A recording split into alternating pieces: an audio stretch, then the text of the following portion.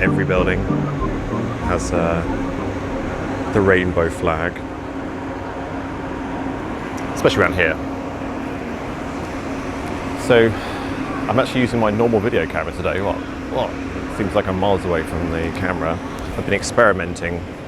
I don't know if you noticed that on my video with Jeremy Corbyn, the shot that I had was a little bit better than a lot of the people in the crowd, mostly because I had my camera on the end of this selfie stick, like way up in the sky, and I was controlling it, the camera with my phone, which is all very, very, next generation or whatever, and I'm not talking about Star Trek.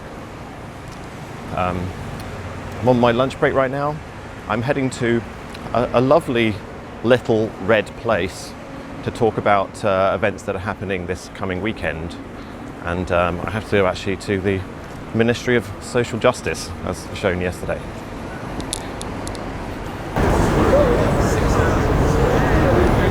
There's Donald Duck, which was my segue to talking about America, by the way, because it's the 4th of July today, which means it's American Independence Day. And in the memosphere of the internet, people are using it to point out a particular bit of logic, which is that, in a way, Independence Day for America, 1776, was a little bit like the original Brexit. I'm sure if you were around in 1776 in America, the Loyalists, or wherever they called them, the Loyalists, Royalists, I don't know what they called them, they would have said, America should not split from Britain because we don't want to leave this enormous club that pervades the world and has a glorious navy and all that kind of stuff. It'll be tragedy for us all. And obviously, when America left, that is when Britain got particularly successful in the Victorian Empire. However, I do believe, if you check the history books, that America pretty much did all right by itself as well, as it became a dominant superpower. Not necessarily that should be the model that we should follow with Brexit, but you know what I mean. There are different ways to talk about it. I mean, the BBC's articles about Brexit recently, they got fond of using like an image of a sand castle with a British flag on the top, which is a little bit misleading, I think. There it is. Oh my God. Such an ugly monstrosity. The Ministry of Justice, Social Justice. Just us. People taking selfies with the Ministry of Justice, very photogenic. Jeremy Bentham. Actually, I can sort of film and read at the same time with this. So here we go. Jeremy Bentham, defined as the fundamental axiom of his philosophy, the principle that it is the greatest happiness of the greatest number that is the measure of right and wrong. He became a leading theorist in Anglo-American philosophy of law, Anglo-American, and a political radical whose ideas influenced the development of welfarism. Welfarism.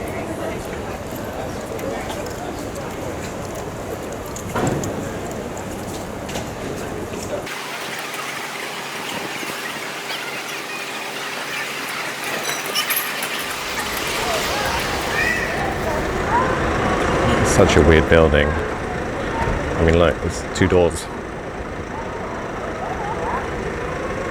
for the two opposing philosophies. Well, not opposing, actually. I mean, that Bentham guy, I mean, a lot of apparently his students were the ones who formed the idea of utopian socialism.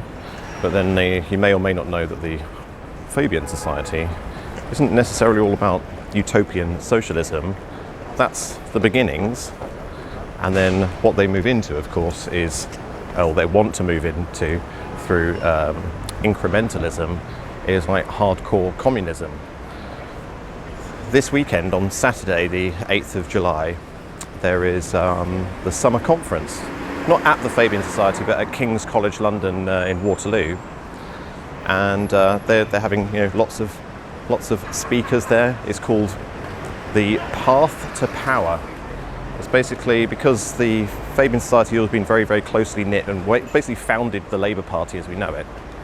Not new Labour necessarily, but old Labour, the type that Jeremy Corbyn is into.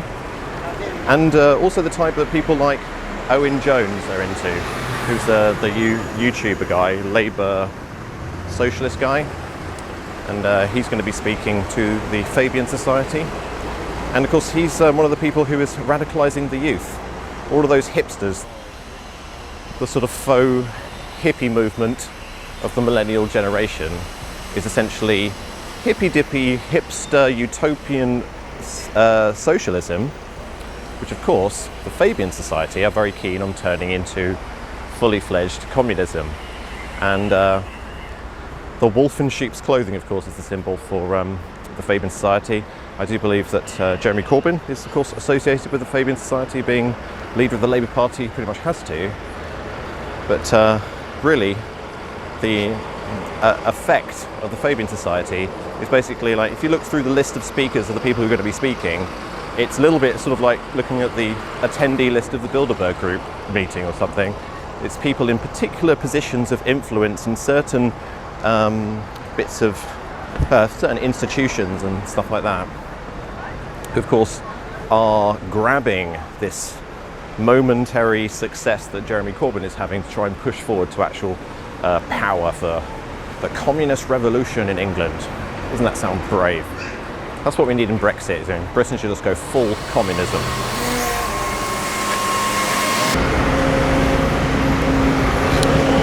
Of course, the thing to note really about it,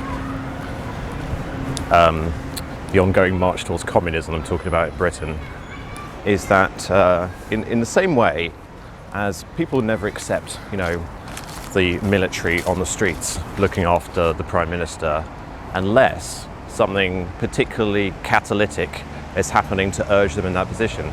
And I don't really think that people generally in Britain really embrace the concept of communism. They accept the embrace of socialism, and basically they always have. In Britain, we've all been brought up through multi-generations of basically being herded, getting our minds herded into accepting socialism throughout the country, but they're not quite ready for communism. That is, of course, until the opposite is so bad, so odious, as they would have said in California in the 60s, that they are pushed towards communism. And of course, that's the role of Theresa May. That's what she's doing. She's acting in a particular way. She's really polarizing the public mind and sort of pushing people's minds towards looking for other options in this cyclic revolution that is British politics. The only other thing to say today is about a year ago I made a video about Google DeepMind taking NHS data from a few hospitals, including the one in Hampstead, and now they're being investigated. Not really necessarily criminal investigations, unfortunately, but they are being investigated for the misuse and a misappropriation of data and not letting people know. It's not actually stopping Google being investigated and all that stuff about misuse of data. It's not actually stopping them.